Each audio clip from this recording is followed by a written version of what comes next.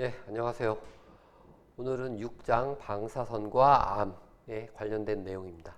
지난 시간까지 화학물질이 유발하는 암에 대해서 얘기를 했었고요.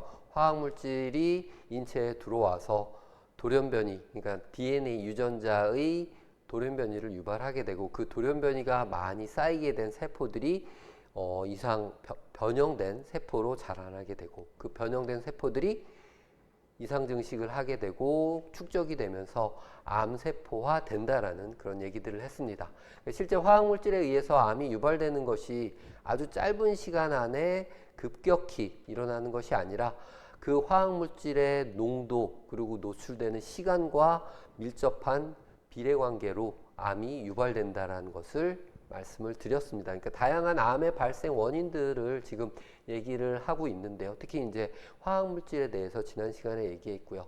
그런 많은 화학물질 중에서 신규로 새롭게 개발되고 있는, 만들어지고 있는 합성 화학물질들이 특히 검증이 다 되었다고는 하지만 또 시간이 흐른 후에 바람을 일으킬 수 있다라는 발암물질로 또 규명이 되기도 한다라고 말씀을 드렸습니다. 이런 화학물질을 하나하나 뭐 다 제거할 수는 없지만 가능하면은 저희가 기준으로 해놓은 그 최저 사용 기준량이 있죠. 그 기준점을 지킨다고 하면은 그나마 이제 암을 발병하는 그 퍼센트는 낮출 수 있겠지만 절대적으로 화학물질의 뭐 적정 사용 기준을 맞춘다고 해서 암이 일어나지 않는다라고 말씀을 드릴 수는 없습니다. 매우 소량이지만 사람에 따라서 분명히 일어나는 반응이 다르기 때문에 암을 유발할 수 있는 가능성은 있다라는 거 기억을 하시면 좋겠고요.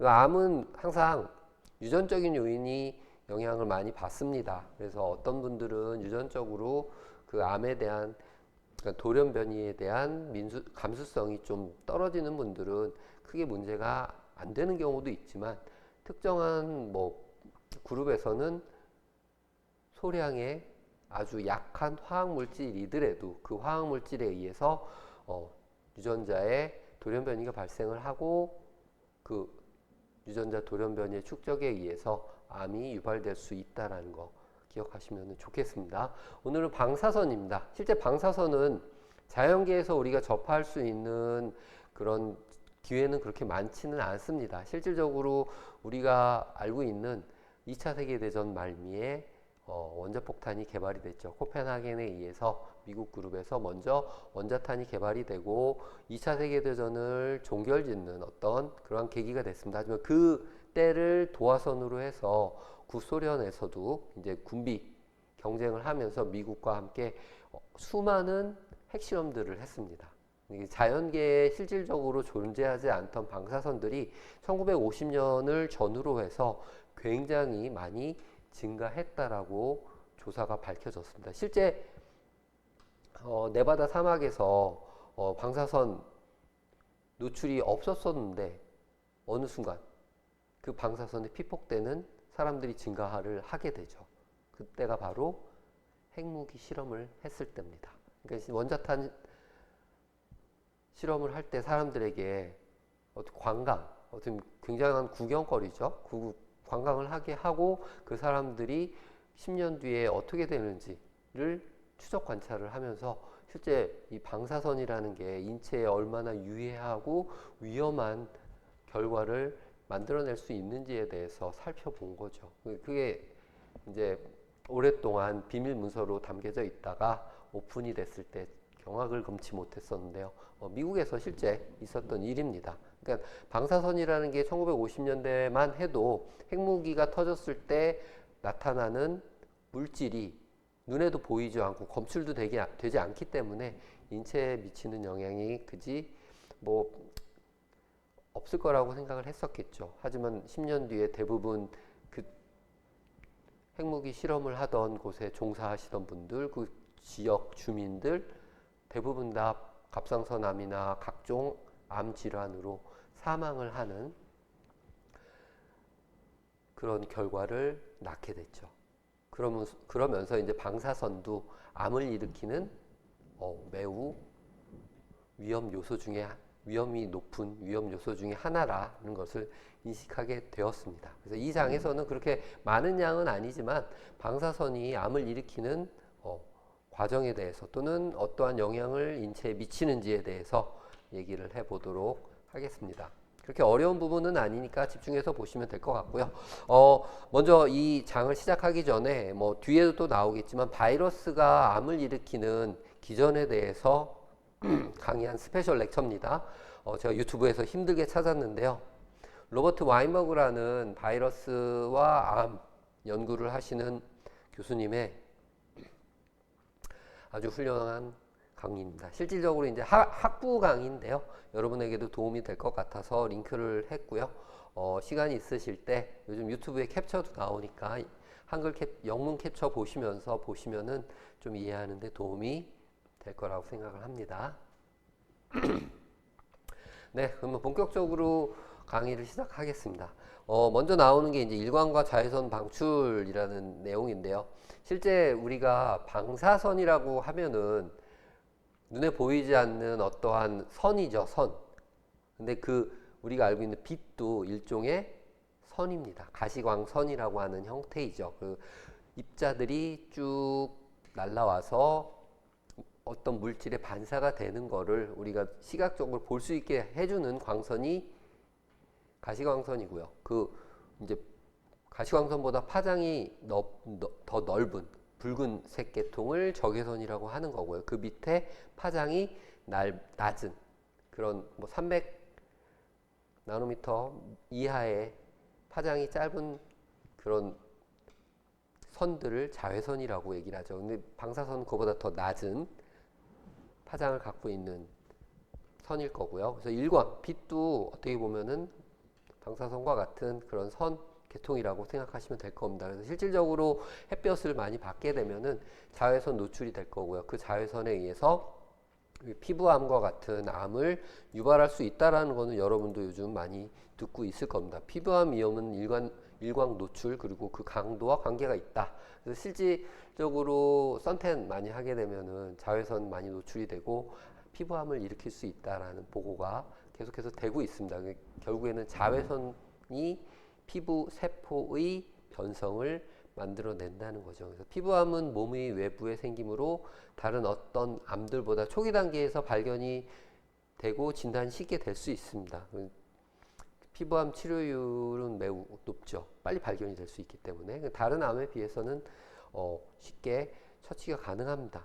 실제 피부암이 세 가지 나타나는 단계인데요. 기저세포암 중에서 베이설 셀 카시노마 모든 피부암의 75% 정도를 차지하고요. 사망률은 매우 낮습니다. 왜? 발견이 빠르기 때문에 빨리 처치를 하면은 제거를 할 수가 있겠죠. 그리고 그 다음으로 이제 편편세포 암종이라고 해서 스퀘어머스 셀 카시노마라고 하는데 일반적으로 상피세포 에피셀리얼 셀과 관련돼 있는 암종이라고 할 수 있고요. 피부암의 한 20% 정도를 나타냅니다. 그리고 나머지 5% 정도를 차지하고 있는 게 이제 멜라노마라고 해서 멜라닌 색소, 멜라노사이트 색소 세포가 이제 암으로 변형되는 그러한 암입니다. 그래서 흑색종이라고 우리가 알고 있듯이 멜라노사이트, 멜라닌 색소를 만들어내는 세포를 멜라노사이트라고 하는데요. 사이트가 붙으면 세포니까요.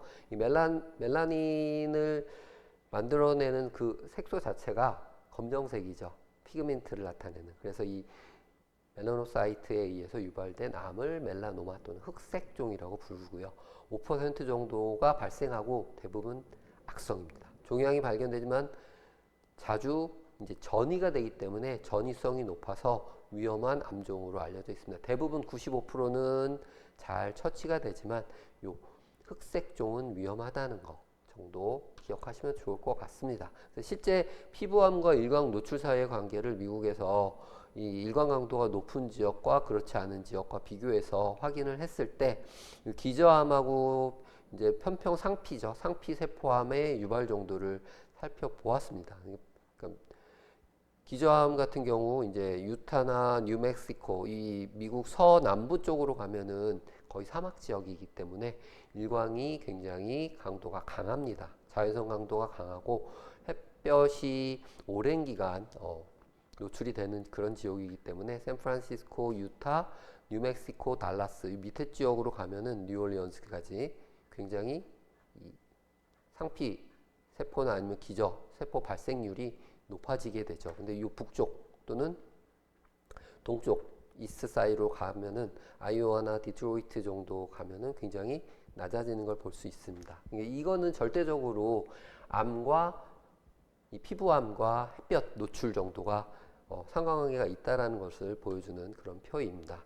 실제 여러 유형의 피부암 발생 빈도, 사망률을 보시면은 기저암 같은 경우 아까 말씀드렸듯이 95% 이상을 차지하는 상피세포암이나 기저암 같은 경우는 130만 건 발생을 하게 되고요. 그 중에서 실제 사망과 관련되어 있는 퍼센트는 한 10,000건 정도가 되는데 그 10,000건 정도에서 대부분 한 80% 이상은 멜라노마라고 하는 흑색종이 사망의 원인이 됩니다. 왜? 악성 종양, 전이가 잘 되는 암으로 발생을 하기 때문에 그런 거고요.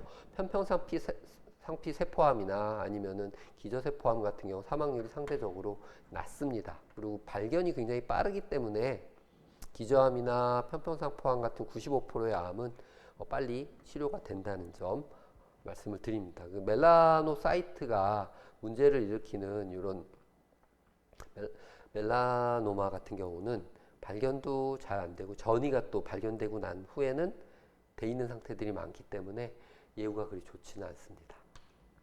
일광이 방출한 여러 종류의 파장이라고 해놨는데 아까 말씀드렸듯이 빛 자체도 선이라고 해서 파장이라고 말씀을 드릴 수 있습니다. 그리고 이제 그 선들이 웨이브랭스 파장에 따라서 파장이 짧으면 짧을수록 우리가 위에 있는 이제 자외선, 울트라바이올렛이나 아니면 X선 그리고 감마선으로 넘어가게 되고요. 실질적으로 X선 감마선이 우리가 알고 있는 방사선이라고 하는 범주에 속하게 됩니다. UV 같은 경우 여기 1나노미터 또는 0.1 나노미터 정도까지 이제 얘기를 하게 되고요. 300나노미터에서 100에서 400 사이를 여기 UV, A, B, C로 나눠놨죠.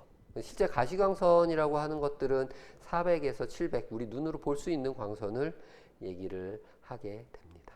그리고 여기 있듯이 1나노미터 이하 쪽부터는 X선 그리고 1000분의 1 또는 10,000분의 1 정도부터는 감마선이라고 해서 더 강력한 방사선이라고 얘기할 수가 있겠죠. 전자파 방사선, 일렉트로마그네틱 레디에이션이라고도 얘기를 합니다. 그래서 여기 레디에이션이라고 하는 게 이제 방사선이고요. 실질적으로 빛의 선이라고 생각을 하시면 될 것 같습니다. 가시광선도 요 동일한 계열이라고 생각하시면 돼요. 실제 파장대를 보시면 UVA, B, C 우리 뭐 여러 가지 선크림 같은 거 보면 UV 차단제들 보면 A, B, C 다 차단한다 이렇게 되어 있는데요. 실질적으로 파장이 가장 낮은 게 C입니다. 그러니까 어떻게 보면은 암을 일으킬 수 있는 피부의 화상이나 암을 유발할 수 있는 강력한 힘을 가진 거는 파장이 낮은 이 C라고 할 수 있겠죠. 오존층에서 대부분 제거가 되지만 오존층을 통과했을 때는 인위적으로 생산된 UVC는 피부 화상이나 이제 피부암을 유발할 수 있는 낮은 파장을 얘기하고요. UVA 같은 경우가 가시광선과 가까운 파장인데 오존층에 의해서 제거는 되지 않지만 피부 노화나 이제 세포 증식 촉진 이런 것들에 영향을 줄 수 있습니다. 그래서 UVA는 좋은 면도 있습니다. 실질적으로 우리가 이 자외선을 받아서 피부 자극을 받게 되고 피부에서 바이타민 D를 생산을 하게 되죠. 또 UVB가 이제 그 중간 파장 280에서 300 사이고요. 오존층에서 일부 제거가 되고 피부 화상, 그름, 피부암 등을 유발할 수가 있습니다. 그래서 B와 C부터 어떻게 보면 화상이나 암을 유발할 수 있는 그런 강력한 성질을 가지고 있고요. A는 하지만 또 오래 노출되면 피부 노화를 유발을 할 수 있기 때문에 검버섯이나 주근깨 이런 것들을 유발을 할 수가 있겠죠. 앞에서 나왔던 그림하고 동일합니다. 그러니까 실질적으로 화학물질들이 돌연변이 어떤 돌연변이 유전자의 페어에 염기쌍의 돌연변이를 유발하듯이 이 UVB는 DNA에서 피리미딘 이합체를 만든다라고 되어 있죠. 실질적으로 여기 있듯이 피리미딘 같은 경우는 여기 있는 일반적인 구안인과 사이토신 계열들을 얘기를 하게 되고요. 퓨린, 피리미딘 이렇게 나눠지게 되죠.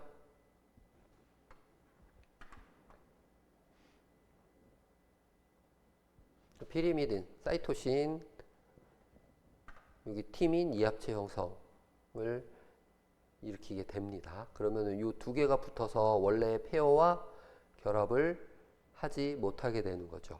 그러면 이합체가 형성되지 않은 거에서는 정상적인 유전자 복제가 일어나겠지만 이합체가 형성이 되면은 여기 있듯이 잘못된 염기 서열을 사이토신은 원래 구안인하고 결합을 해야 되죠. 근데 이합체를 형성하게 되면은 아데닌과 결합을 하게 되면서 이제 사이토신이 아데닌으로 치환이 돼서 티민을 만들어내게 되는 거죠. 그러면 영구적인 돌연변이로 계속 남게 되는 거죠. 피리미딘 이합체를 구성하는 그런 형태입니다. 그래서 UVB가 DNA의 피리미딘 이합체, 그러니까 사이토신 간의 결합을 이렇게 만들어내게 되고요. 이 결합은 잘못된 염기 서열을 매칭시킴으로써 영구적인 돌연변이를 만들어내게 됩니다. 이게 이제 피리미딘 이합체를 얘기를 하게 됩니다. 퓨린, 피리미딘 두 계열이 있다라는 거 알고 계시죠?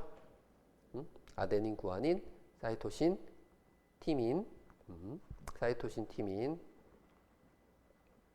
이 계통이 피리미딘 계열입니다.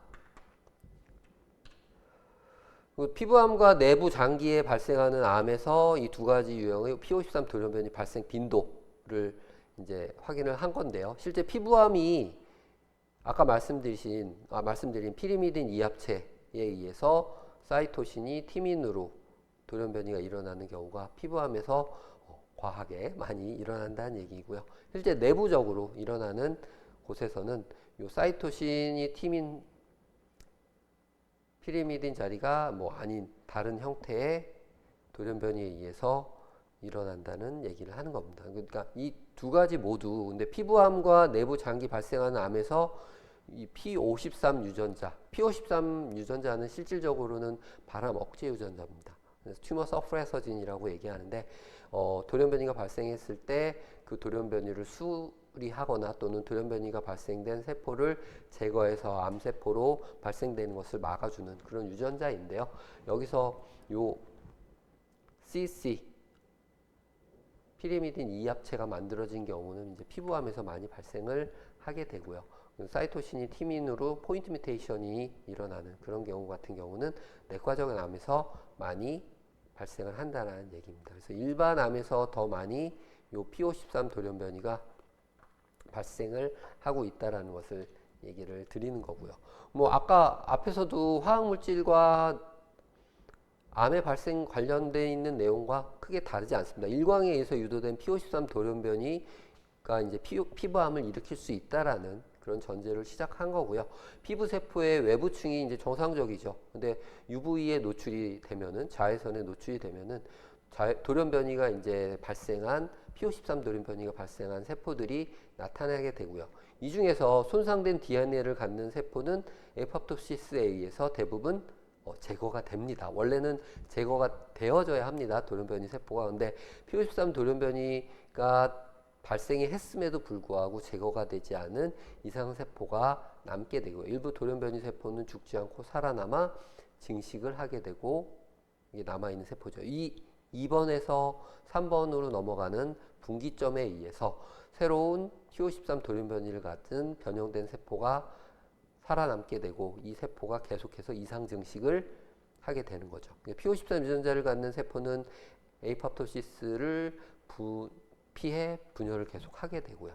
이것에 의해서 요 변형된 세포가 피부의 조직에서 이상 증식으로 암세포를 만들어내게 되는 거죠. 자외선을 차단하는 것이 피부암 예방에 큰 도움이 된다라는 것을 이제 얘기를 하는 건데요.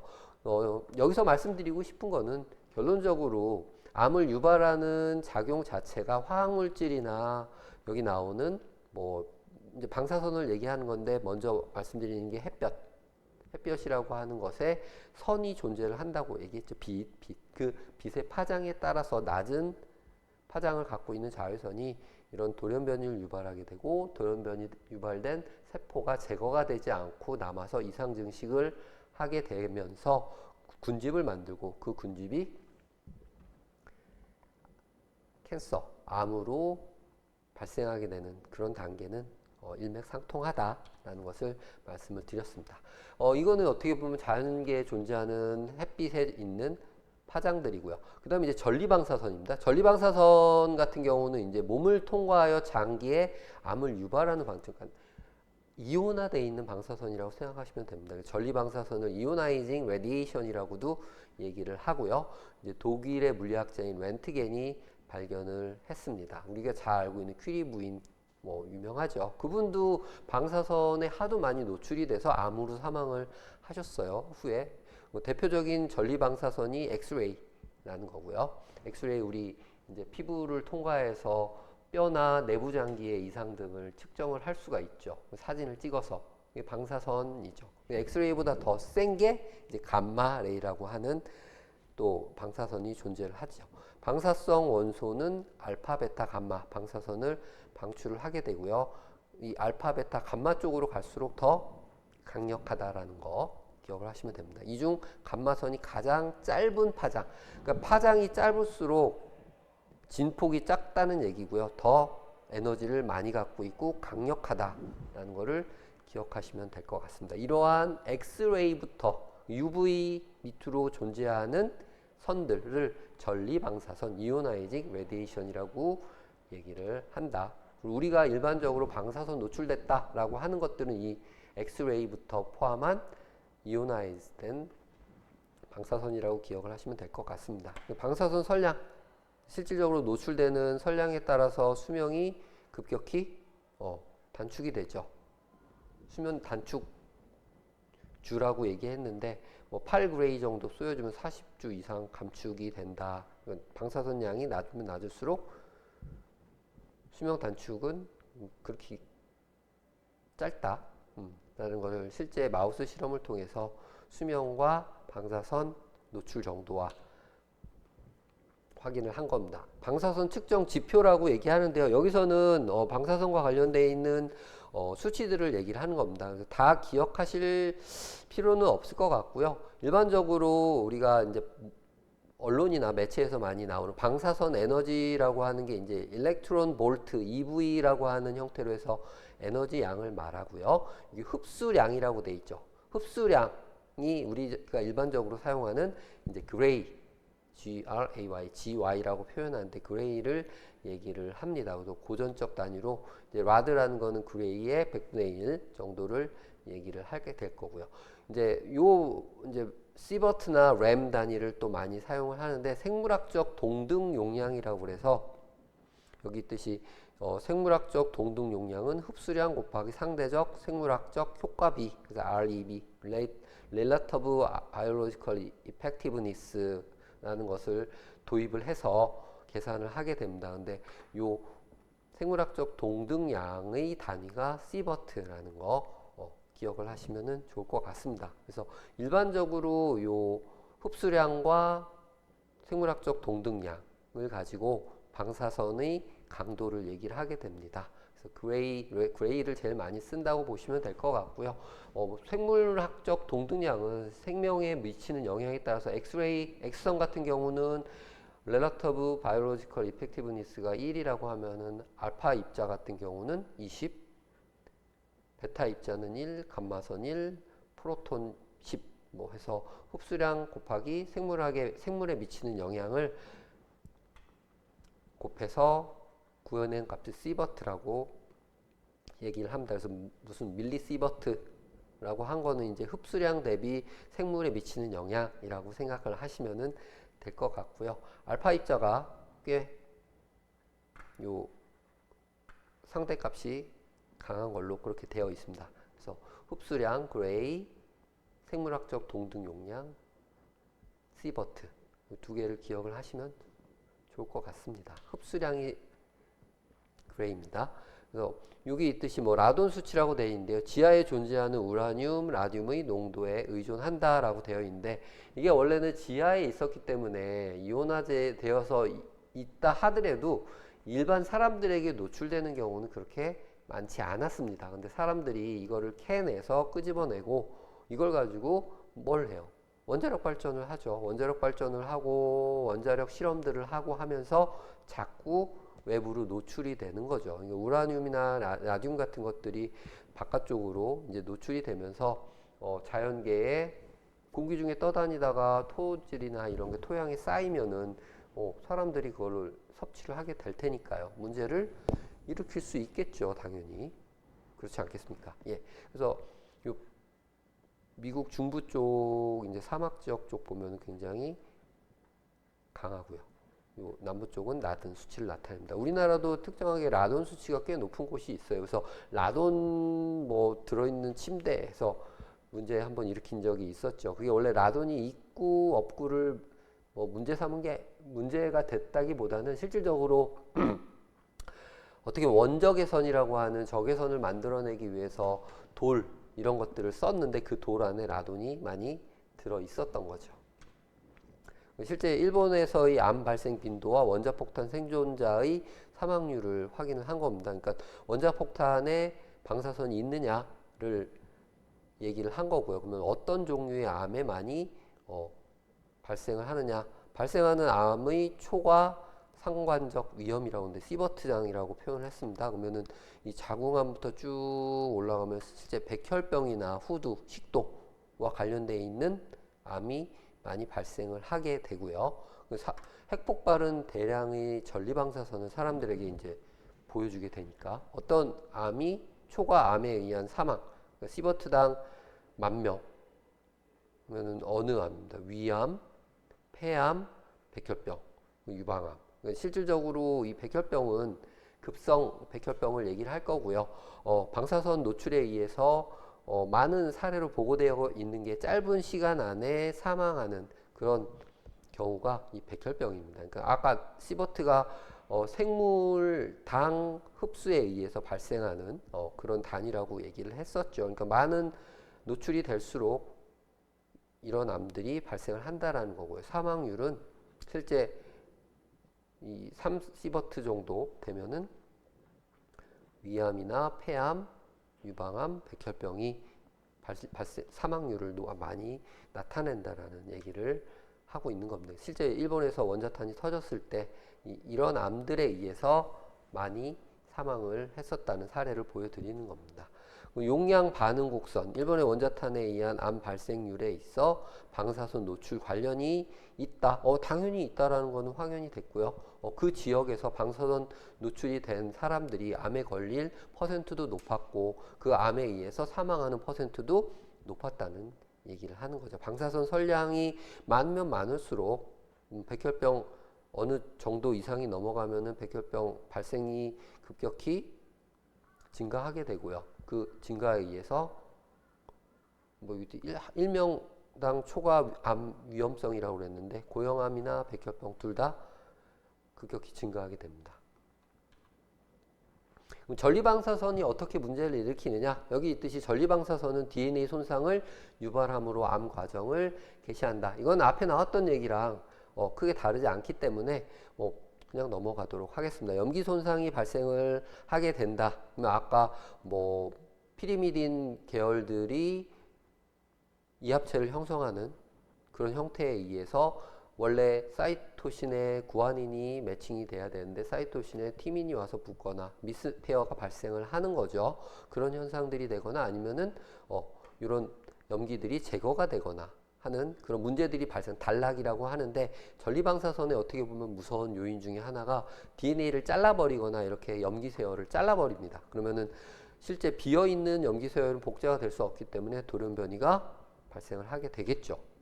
가닥 절단, 뭐 심각한 문제가 될 수가 있고요. 그러니까 짧은 시간 안에 강력한 방사선 피폭을 당하면은 세포 안에 DNA들이 이렇게 절단이 되면서 복제를 할 수가 없게 됩니다. 그러면 당연히 세포가 죽을 거고 여러 개의 세포가 죽으면 생명의 위험도 발생을 할 수가 있겠죠. 그렇죠? 네. 매년 미국에서 전리방사선에 노출되는 출처라고 했는데 이거는 꽤 시간이 된 조사 발표 자료인데요. 그래도 뭐 지금도 거의 비슷하거나 더 증가했을 수 있겠죠. 대부분 전리방사선은 자연적인 배경에 이제 기인을 한다라고 얘기합니다. 라돈이나 천체광선, 우주에서 날라오는 빛을 얘기를 할 거고요.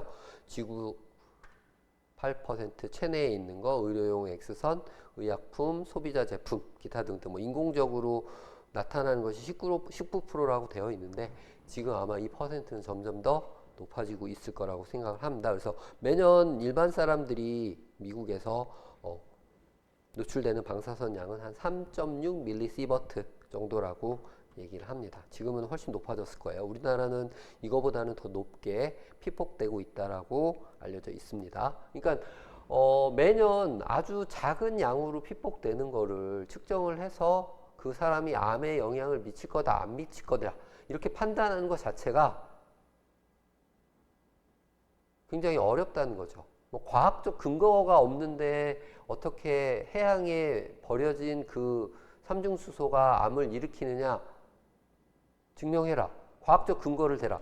그 과학적 근거는 짧은 시간 안에 나타날 수 있는 게 아닙니다. 그리고 우리들이 인식하지 못하는 수준에서 다른 문제들에 부가적으로 문제를 일으키는 그런 사고가 될 수 있는 거기 때문에 80년 전에 미국에서 원자폭탄 실험하면서 그 위험성을 알면서도 실질적으로 증명하기 위해서 10년, 20년 동안 많은 사람들을 방사선에 피폭시키고 암에 걸리게 하고 그 테스트를 통해서 방사선의 위험성을 실질적으로 테스트한 거 아닙니까? 그러니까 그런 것들도 시간이 오래 걸려서 확인이 된 건데 그럼 해양에 버려지는 방사선 처리 물질들이 얼마나 우리에게 영향을 줄 것이냐 안 줄 것이냐를 과학적으로 증명한다.